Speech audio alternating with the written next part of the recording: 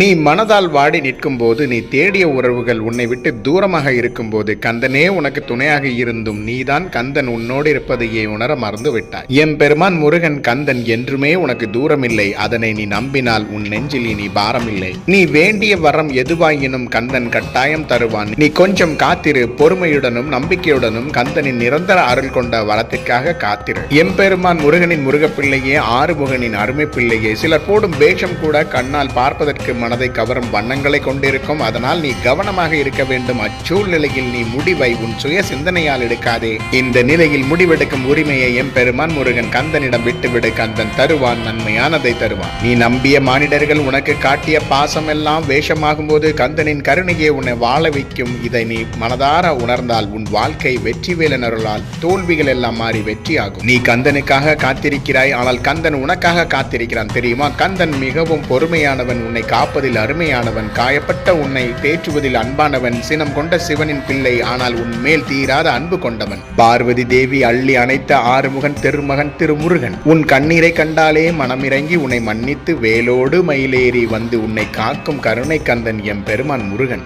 ஒன்றை மட்டும் நீ நம்பியே ஆக வேண்டும். எம்பெருமான் முருகன் கந்தன் தன்னை நம்பி வரம் கேட்கும் முருக பிள்ளைகளுக்கு நிச்சயம் நன்மை தரும் வரங்களையே தருவான். சில நேரம் உனக்கு நன்மை தராத, உனக்கு தீங்கு தரும் வரங்களை அது தீது என்று நீ அறிந்தும் அறியாமலும் நீ அடம்பிடித்து கேட்டால் கந்தன் நிச்சயம் உனக்கு நன்மையானதை மட்டுமே தருவான். அதற்கு நீ கொஞ்சம் பொறுமையாக இருக்க வேண்டும் என்பதை உனக்கு புரிய வைப்பதை நீ மனப்பூர்வமாக உணர வேண்டும். கந்தனின் கருணையை புரிந்துணர்ந்து உனக்கு நன்மை தரும் வரங்களையே கேட்க வேண்டும். உன் மூச்சிலும் உன் பேச்சிலும் உன் சிந்தனையிலும் எம்பெருமான் முருகன் கந்தன் இருந்தால் உனக்கு நிந்தனை இல்லை. நீ தினமும் அதிகாலையில் எம்பெருமான் முருகனிடம் உனக்கு வேண்டிய வரங்களை கேள். கருணை கந்தன் சொல்வதை கேள். உன் கடன் எல்லாம் தீர்க்க கந்தனின் அருளுண்டு. முருக பிள்ளைகளுக்கு ஆறுமுகனின் அருள் நிச்சயம் உண்டு. நீ சிறப்பாய் இருப்பாய். கந்தனின் அருளோடு நீ நிம்மதி கொண்டு சந்தோஷமாய் வாழ்வாய். அருள் தரும் ஆறுமுகனுக்கு அரோகரா, வரம் தரும் வடிவேலனுக்கு அரோகரா, செந்தில் நாதனுக்கு அரோகரா, திரு செந்தூர் முருகனுக்கு அரோகரா.